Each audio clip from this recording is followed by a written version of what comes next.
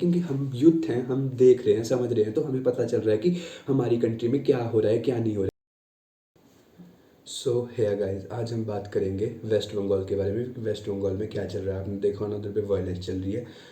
तो फिर जैसे कि वेस्ट बंगाल में अभी करंटली इलेक्शंस हुए, तो उन इलेक्शन का रिजल्ट आया कि 2 मई को जो काउंटिंग हुई, उसमें टोटल सीटें थी वेस्ट बंगाल की 294, एंड उसमें से जो बीजेपी ने सीटें लाई वो थी 77, और जो टीएमसी ने सीटें लाई वो थी 213। 2 सीटें बच गई, तो वो 2 सीटें कैंसिल हो गई थी क्योंकि वहाँ पे वायलेंस चल रहा था। जहाँ जहाँ पे बीजेपी जीत रही थी, वहाँ वहाँ पे टीएमसी वाले वायलेंस कर रहे थे। तो डेमोक्रेटिक कंट्री है, तो डेमोक्रेसी कहाँ गई? डेमोक्रेसी क्या ऐसी होती है जिसमें कि जब जीत जाए तो उसके बाद पावर में आने के बाद क्या लोगों को मारा जाए? ऐसी होती है डेमोक्रेसी कहीं पे?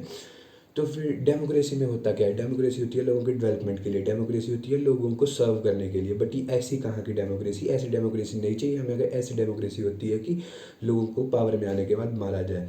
वेस्ट बंगाल में टीएमसी जीतने के बाद टीएमसी वालों ने वायलेंस करना शुरू कर दिया कि और उसमें बीजेपी के 11 लोग मारे गए, ये बीजेपी वालों का दावा था। और बीजेपी वालों के पार्टी ऑफिस, घर वगैरह सारे मतलब तोड़ फोड़ करने लगे टीएमसी वाले बीजेपी वालों के साथ। इसके बाद हमारे पास बीजेपी वालों ने एलिगेशंस लगाए कि जहाँ जहाँ पे जैसे 77 सीट्स आई बीजेपी की, और उनकी आई 294 में से उनकी बीजेपी की आई 77 एंड टीएमसी की आई 213। तो उन 213 में से जहाँ जहाँ बीजेपी की 77 आ रही थी, वहाँ वहाँ टीएमसी वाले गुस्से में आकर बीजेपी वालों को मार रहे थे और उन पे हमला कर रहे थे। बट टीएमसी ने ये एलिगेशन डिनाई कर दिया कि हमने ऐसा कुछ नहीं किया। बीजेपी ने तब भी बोला कि हमारे 6 वर्करों को मारा गया और 4,000 से ज़्यादा वर्करों के घर और पार्टी ऑफिस तबाह कर दिए गए। बट टीएमसी वालों ने साफ इनकार कर दिया कि ऐसा कुछ हुआ ही नहीं है।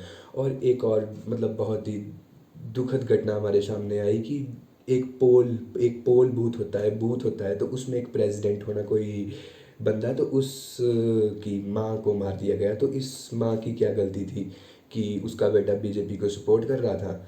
तो बीजेपी वाले भी इस पे कुछ बोल नहीं रहे, तो मेरे को लगता नहीं कुछ हो पाएगा हमारा यहाँ पे। उसके बाद टीएमसी ने और भी बहुत सारे मर्डर्स के एलिगेशन लगाए बीजेपी ने टीएमसी पे, पर टीएमसी ने डिनाई कर दिया कि हमने ऐसा कुछ किया ही नहीं है। अब भाई जी, टीएमसी के एलिगेशंस की बारी। टीएमसी वालों ने ये एलिगेशन लगाया कि जमालपुर में हमारे 3 वर्कर्स बाइक पे जा रहे थे और बीजेपी वालों ने उन पर अटैक करके मार दिया। बट ये बीजेपी ने डिनाई कर दिया। तो वायलेंस के बीच में पार्टीज़ को ये वायलेंस चल रहा है। दोनों पार्टीज एलिगेशन लगा रही है एक दूसरे पे कि ये पार्टी हम पे वायलेंस कर रही है, ये पार्टी हम पे वायलेंस कर रही है। बट दोनों कुछ नहीं कर रही, बस ब्लेम गेम ही खेल रही है। सारे ब्लेम गेम खेल रहे हैं कि भाई हाँ जी, तूने किया, तूने किया, तूने किया, तूने किया। तो ये नहीं। अब उसके बाद जी, जो हमारी सीएम है ममता बनर्जी उर्फ दीदी, तो उनसे पूछा गया कि ये क्या हो रहा है। तो ममता बनर्जी ने ये बयान दिया कि वर्कर्स मारे गए, टीएमसी वालों के वर्कर मारे गए, बीजेपी वालों ने मारे वर्कर। और उसके बाद ब्लेम बीजेपी वालों ने वायलेंस की। और इलेक्शन के टाइम पर और दीदी ने ऐसा भी बोला कि इलेक्शन के टाइम पर जो सेंट्रल फोर्सेस होती हैं, सेंट्रल फोर्सेस लगाई होती है इलेक्शन बूथ्स पे, तो जो वहाँ पे जहाँ इलेक्शन होते हैं वहाँ पे जो सेंट्रल फोर्सेस थी और बीजेपी के वर्कर थे, उन्होंने टीएमसी वालों को टॉर्चर किया। और बात ये आई कि क्या ये सच बोला? और अगर किसी को ऐसा बोल रही है दीदी जी की हमारी कि भाई मतलब अगर कोई किसी पे वायलेंस कर रहा है तो आप पुलिस के पास जा सकते हो। बट बीजेपी वालों का ये एलिगेशन था कि अगर हम जब ये वायलेंस हुई हमारे पे तो हम गए पुलिस के पास, तो पुलिस वालों ने कोई मदद नहीं की। तो फिर उसके बाद ममता बनर्जी जी ने ऐसा बोल दिया दीदी जी ने कि मतलब अपने बयान में कि till we take oath law and order is not in our hand. तो मतलब दीदी क्यों बोला आपने ऐसा? पिछले सीएम भी तो आप ही थे। अगर आप अपने वर्कर्स को बोलोगे कि ये चीज़ छोड़ दें, ना करेंगे, तो आप मतलब कर सकते हो। एक सीएम क्या होता है? एक सीएम चीफ मिनिस्टर ये बोल रहा है कि हम law and order is not in our hand, तो फिर किसके हाथ में है हमें बता दो।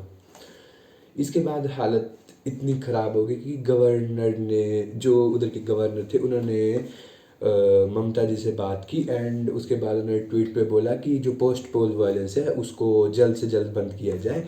और टीएमसी पावर में आने के बाद, राइट, ये सबको पता है कि मतलब टीएमसी पावर में आने के बाद वो बीजेपी वालों पे ये लगा रहे, एलिगेंस लगा रहे और ऊपर से झूठे एलिगेंस लगा रहे, और उसके बाद वो वायलेंस भी क्रिएट कर रहे हैं। तो ये सबको पता है कि कौन क्या कर रहा है और कौन किस पे क्या कर रहा है मतलब।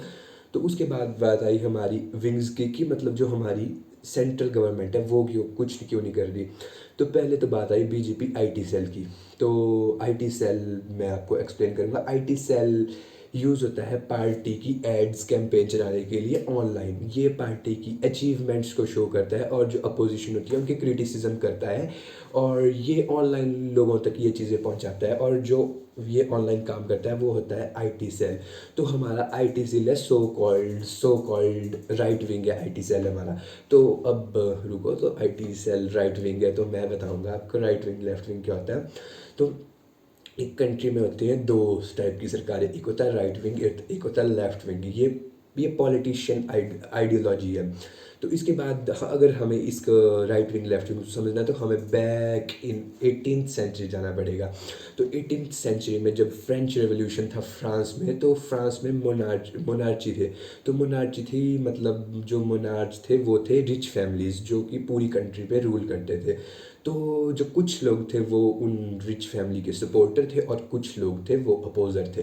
तो जो ये थे फ्रांसीसी पार्लियामेंट था, इसकी जो सिटिंग अरेंजमेंट वो कुछ ऐसे मैनर में थी कि जो मोनार्चीज़ को सपोर्ट करते थे वो उनके राइट साइड में बैठते थे, और जो सपोर्ट नहीं करते थे वो उनके लेफ्ट साइड में बैठते थे। तो राइट साइड में जो सपोर्टर है वो एक हिसाब से एग्जिस्टिंग सिस्टम को सपोर्ट करते थे, और लेफ्ट साइड में थे जो वो अपोजर थे। तो उनके लिए कुछ ऐसे वर्ड्स यूज़ किए जाते हैं जैसे कि कंजर्वेटिव हो गए हमारे राइट साइडर, और जो लेफ्ट साइडर वो हो गए रेवोल्यूशनरी, कि वो रेवोल्यूशन चाहते हैं, एक वो मतलब बदलाव चाहते हैं अपने। और अगर हम इन दोनों का एक परफेक्ट एग्जाम्पल ढूंढे तो वो होगा हमारा यूएसए। तो यूएसए में सिर्फ दो टाइप की गवर्नमेंट्स हैं, एक है डेमोक्रेट्स और दूसरी है रिपब्लिकन्स। तो जो डेमोक्रेट्स है वो है हमारा लेफ्ट विंग, और जो रिपब्लिकन्स है वो है हमारी राइट विंग। और अगर हम इंडिया में देखें तो इंडिया में अगर इसके दो पार्ट्स होते हैं, एक सोशलिज्म और दूसरा होता है इकोनॉमिकल। तो इंडिया में अगर आप सोचेंगे कि इंडिया में कौन सा राइट विंग है कौन सा लेफ्ट विंग है, तो हम बताएंगे सब। तो जो सोशलिज्म के इस एस्पेक्ट में देखें तो जो हमारा सोशल राइट विंग है उसमें आती है हमारी बीजेपी, शिवसेना, AIMIM। और जो सोशलिज्म के एस्पेक्ट में जो लेफ्ट विंग है उसमें आती है कांग्रेस, आप, JDU, TMC, CPI। और इकोनॉमिकल एस्पेक्ट में देखें हम राइट विंग लेफ्ट विंग, तो इंडिया में जो सारी पार्टीज़ हैं वो सारी लेफ्ट विंग में आती है, क्योंकि जो इकोनॉमिक के हिसाब से होता है कि ये सारी जो हमारी पार्टीज़ हैं ये टैक्स बढ़ाना चाहती हैं। ये चाहती हैं कि मतलब इनका कंट्रोल रहे टैक्स पे।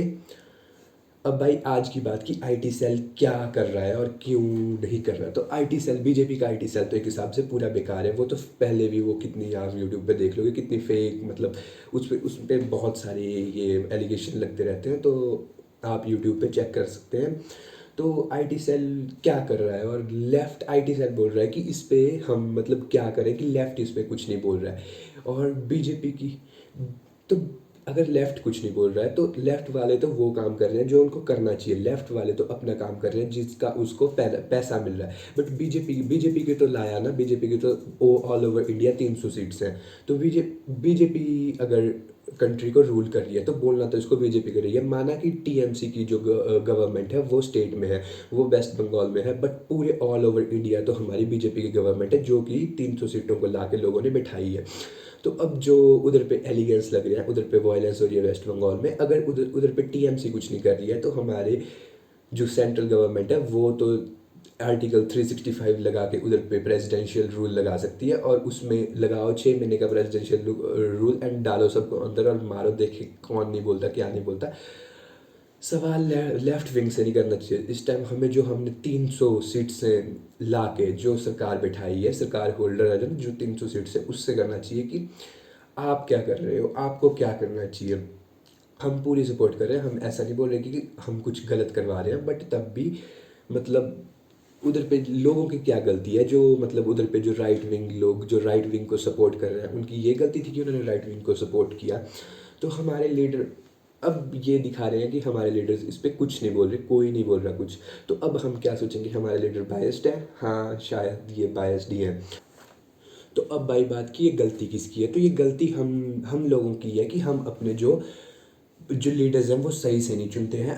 अगर आप अभी बंगाल का केस उठा के देखें तो वहाँ पे जो लीडर्स हैं उसमें उसमें उसमें से 50% जो लीडर्स हैं वो हमारे क्रिमिनल्स हैं, उन पे क्रिमिनल चार्जेस लगे हैं। तो हम, अगर हमारे लीडर्स ही क्रिमिनल होंगे तो हम उनसे और क्या एक्सेप्ट करेंगे, क्या एक्सपेक्ट करें हम उनसे कि वो मतलब ढंग के रिजल्ट देंगे? नहीं जी, अगर वो क्रिमिनल्स है तो वो क्राइम ही करेंगे आगे भी।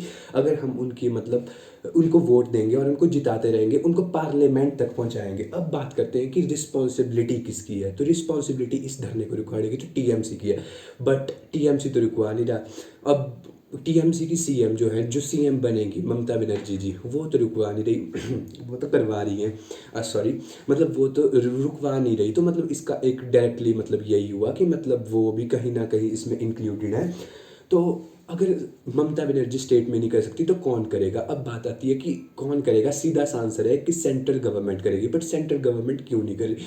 मोदी जी, मतलब हम आपके आगे कुछ नहीं बोल सकते, मतलब मैं तो कुछ नहीं बोल सकता। मतलब आप one of the strongest leader हो हमारी कंट्री के लिए, आपको रिप्लेस कोई नहीं कर सकता। अटल बिहारी वाजपेयी के बाद आप ही हो। मतलब आपने जो भी किया आज तक सही ही किया, मतलब हमारे हिसाब से तो हमने आपको हमेशा सपोर्ट ही किया है। बट मोदी जी, अभी आपको बोलना चाहिए। माना आपके अभी ना बोलने पे जो मतलब लेफ्ट लॉबी है वो चुप बैठी है, बट आप बोलोगे तो पूरी लॉबी ऑफेंड हो जाएगी। बट उनको ऑफेंड होने दो, जो राइट सपोर्टर्स है, जिन्होंने आपको सपोर्ट किया, उन्होंने तो हमेशा आपके लिए ही किया। तो आप क्यों नहीं बोल रहे? आज देखो जो राइट सपोर्टर है उनके साथ क्या क्या हो रहा है, मारे जा रहे हैं, उनके घर घर लूटे जा रहे हैं, दुकानें लूटी जा रही हैं, उनकी माँ बेटियों का रेप हो रहा है। मतलब क्या ही चल रहा है, कुछ बोल नहीं सकते उसके बारे में। तो अब सेंट्रल गवर्नमेंट की ड्यूटी है ना, लगाओ 365, करो सबको अंदर, लगाओ 6 महीने का प्रेसिडेंशियल रूल। मोदी जी, अब मेरे को समझ नहीं आ रहा कि मोदी जी के ऊपर जो एडवाइजर है, जो आईटी सेल है, वो तो मतलब लॉन्ग टर्म की सोचता है। लॉन्ग टर्म की छोड़ो, मतलब लॉन्ग टर्म में क्या ही सोचोगे तुम? तब तक पूरा बंगाल तो तबाह हो जाएगा, खत्म हो जाएगा, नामो निशान नहीं रहेगा। तब करोगे तुम? लोगों को इस टाइम लॉन्ग टर्म नहीं, इस टाइम शॉर्ट टर्म की जरूरत है। इस टाइम एकदम करो जो करना है।